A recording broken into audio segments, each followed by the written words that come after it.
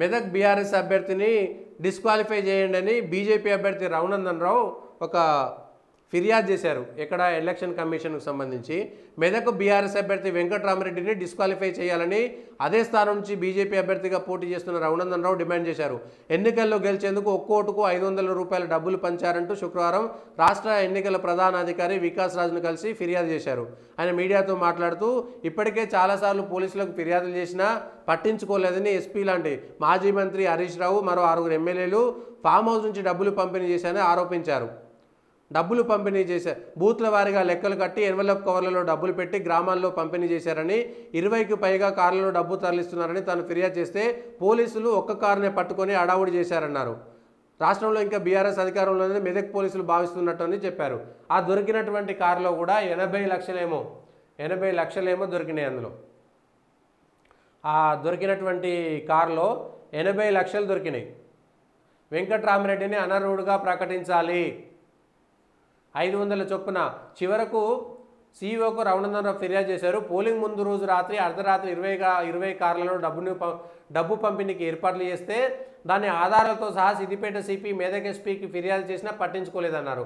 చివరకు చేగుంట ఎస్ఐ ఒక కారు నడుకుంటే 88 లక్షలు దొరికాయని, దీనిపై ఎఫ్ఐఆర్ కూడా అయిందని, అందులో వెంకట్రామరెడ్డి ఏఫైగా చేర్చారనే విషయాన్ని ఎన్నికల సంఘం గుర్తించాలన్నారు. ఓ ఫామ్ హౌస్లో మాజీ మంత్రి హరీష్ రావు మరో 6 ఎమ్మెల్యేలు డబ్బుని పంపిణీ చేశారని ఆరోపించారు.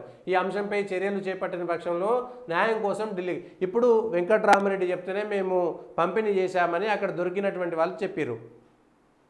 మాకేం తెలుసు, మా అభ్యర్థి పంపించిండు, మా అభ్యర్థికి ఓటు వేయాలని పంపించారు. ఒక అభ్యర్థికి 90 లక్షలేమో నాకు తెలిసి 90 లక్షల రూపాయలు ఖర్చు చేసుకోవచ్చు ఎంపీ అభ్యర్థి. ఆ 90 లక్షల్లో 88 లక్షలు ఇక్కడనే దొరికినాయి. ఇప్పుడు 88 లక్షలు ఆ అభ్యర్థి ఖాతాలో చూపించరా? చూపించాల్సిందే.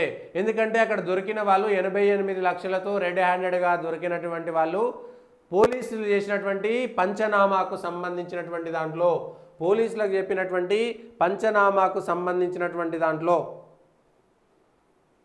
పోలీసులకు ఇచ్చినటువంటి పంచనామా దీనికి సంబంధించి ఒక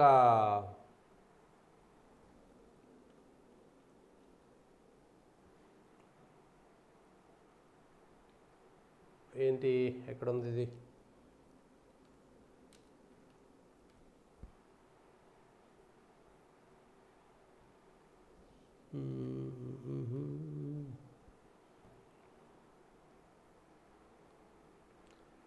ఇది, ఇది డౌన్లోడ్ చేద్దాం.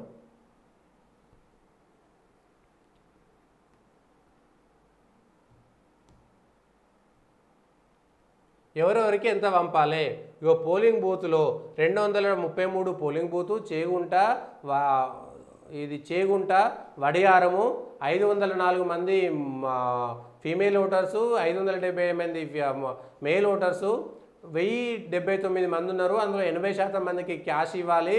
863 మంది అవుతారు.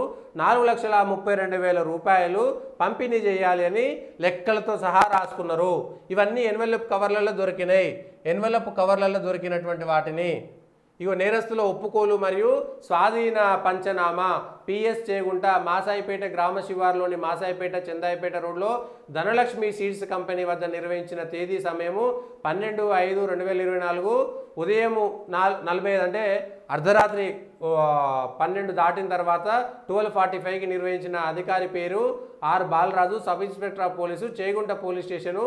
పంచుల పూర్తి వివరాలు: ఏనుగంటి హృదయ్ చందు, తండ్రి నాగప్రసాదు, కులం Velama, PLC engineer, Venkateswara hatcheries Chegunta, ఆర్ఆఫ్ చేగుంట. పైన తెలిపిన పంచాయతీదారుల పైన మేము చేగుంట పోలీసు వారి పిలుపు మేరకు పైన తెలిపిన స్థలం మరియు సమయంలో ఇక్కడికి వచ్చి కొద్ది మందిమి ఉన్నాము. దీనికి సంబంధించి ఇగో ఎక్కడెక్కడ ఏం వేయాలి, పేపర్ 3D కవర్స్ మరియు వాటి మీద చిలుక పచ్చ కలర్లో ఉన్నవి, వీటిని విప్పి పంచుల సమీక్షంలో తీసి అందులో ఉన్నటువంటి నగదును లెక్కించి వాటి పూర్తి వివరాలు ఈ కింది పట్టికలో వివరించారు. అంటే ఏ పోలింగ్ బూత్కు ఎన్నెన్ని డబ్బులు ఇవ్వాలని ఇట్లా పట్టికతో సహా రాసి పెట్టుకున్నారు వాళ్ళు.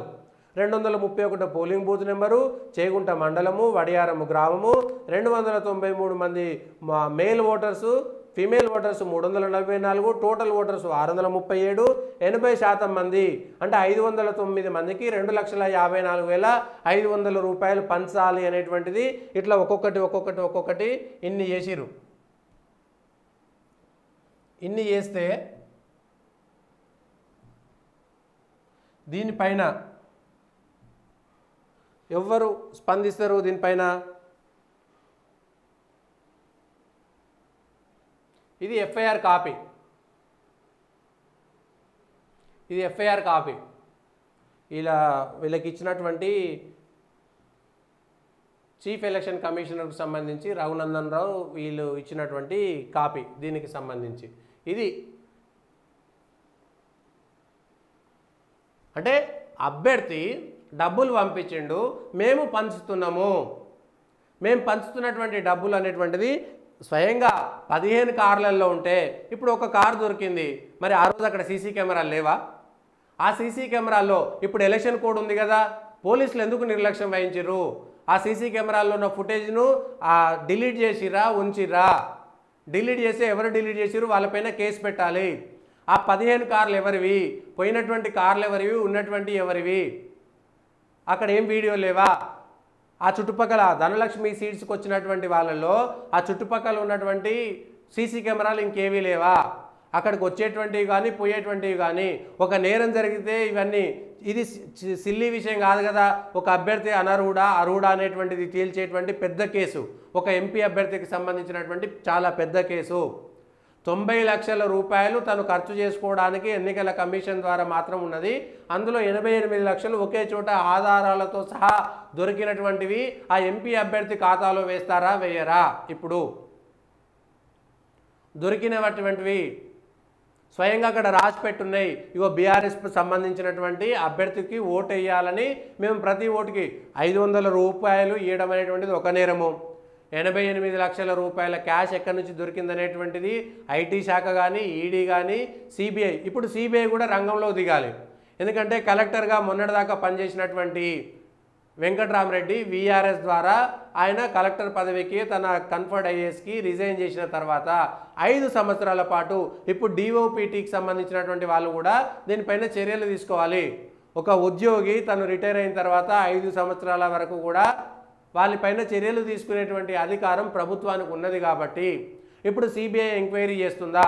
ఇప్పటికే ఇదే అభ్యర్థి వెంకట్రామరెడ్డి అనేటువంటి అభ్యర్థి ఏది ఫోన్ ట్యాపింగ్ కేసులో డీసీపీ రాధాకిషన్ రావు ఇచ్చినటువంటి కన్ఫెషన్ స్టేట్మెంట్లో గత అసెంబ్లీ ఎన్నికల్లో ఈ వెంకట్రామరెడ్డికి సంబంధించినటువంటి డబ్బులను నేను ఒక ఎస్ఐని పెట్టి పలు చోట్ల పంపిణీ చేసిన అనేటువంటిది కన్ఫెషన్ స్టేట్మెంట్ ఉన్నది. మెదక్ బీఆర్ఎస్ అభ్యర్థికి సంబంధించినటువంటి వెంకట్రామరెడ్డి పైన కన్ఫెషన్ స్టేట్మెంట్ కూడా ఉన్నది. ఎవరిచ్చిర్రు? వెంకట్రామరెడ్డి మిత్రుడు డీసీపీ రాధాకిషన్ రావే ఇచ్చిండు. ఏది ఫోన్ ట్యాపింగ్ కేసులో. అదే ఫోన్ ట్యాపింగ్ కేసులో దుబ్బాక ఉప ఎన్నికల్లో రఘునందన్ రావు ఫోన్ను మేము విన్నాము అనేటువంటి మాట చాలా స్పష్టంగా చెప్పారు. సో ఇప్పుడు ఈ వెంకట్రామరెడ్డి అటు గతంలో అసెంబ్లీ ఎన్నికల్లో డబ్బుల పంపిణీ చేశాడు కాబట్టి అది మాల్ ప్రాక్టీసింగ్ కిందకు వస్తుంది. ఎన్నికల నియమావళిని ఉల్లంఘించినటువంటి అభ్యర్థి. సో ఎన్నికల నియమావళిని ఉల్లంఘించి డబ్బులు పంపిణీ చేసినందుకు డబ్బులు ఇచ్చినటువంటి వ్యక్తిని అరెస్ట్ చేయాలి. ఆయన ఎమ్మెల్సీ ఉన్నాడు కాబట్టి ఆయన ఎమ్మెల్సీ అనర్హత పొందుతాడా పొందడా అనేటువంటిది విచారణ చేయాలి. ఆ డబ్బులు ఎవరెవరి దగ్గర ఇచ్చారో ఎవరెవరు ఎన్నికల్లో వాడుకున్నారో ఆ గెలిచినటువంటి ఎమ్మెల్యేల పైన కూడా ఇప్పుడు విచారణ చేపట్టాలి.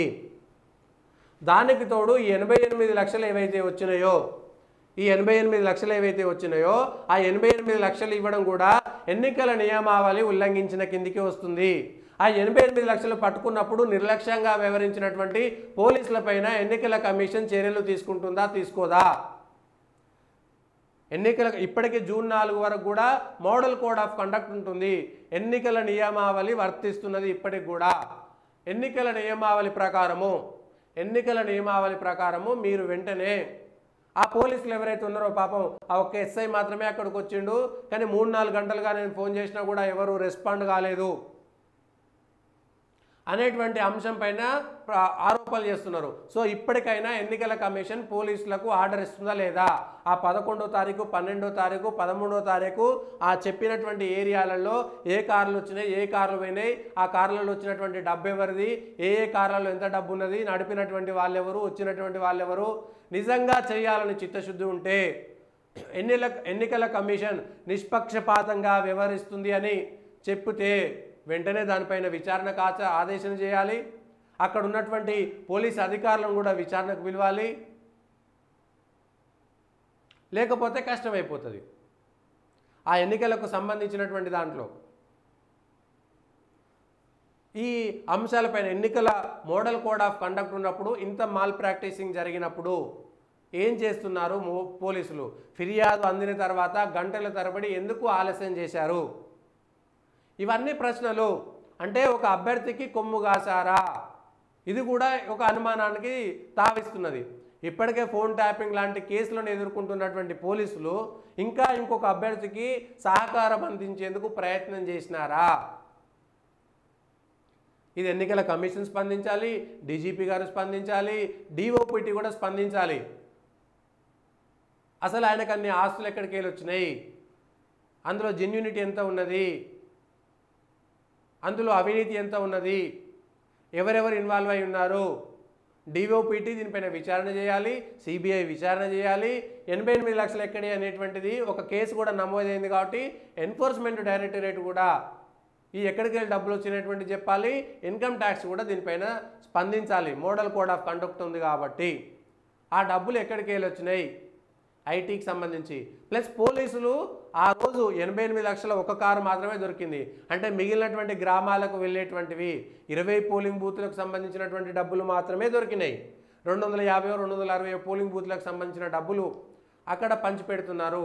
అంటే దాదాపుగా ఒక 15-20 కోట్ల రూపాయలు ఒక నియోజకవర్గంలో పంచడానికే పెట్టినారు అని దీన్ని బట్టి అర్థమవుతుంది. దీనిపైన వెంకట్రామరెడ్డి అనేటువంటి అభ్యర్థి కూడా నిరూపణ చేసుకోవాల్సినటువంటి అవసరం ఏర్పడింది. పోలీస్ కేసులో ఏఫైగా ఉన్నారు. ఇప్పుడు ఆయనను అభ్యర్థిగా ఉంచుతారా, అనర్హుడిగా ప్రకటిస్తారా, ఎమ్మెల్సీగా ఆయన అర్హుడా అనర్హుడా, ఈ అంశాలన్నీ కూడా ఇప్పుడు ప్రజల్లో చర్చ అయితే వెళ్ళాలి. ఏం జరుగుతుందో చూద్దాం.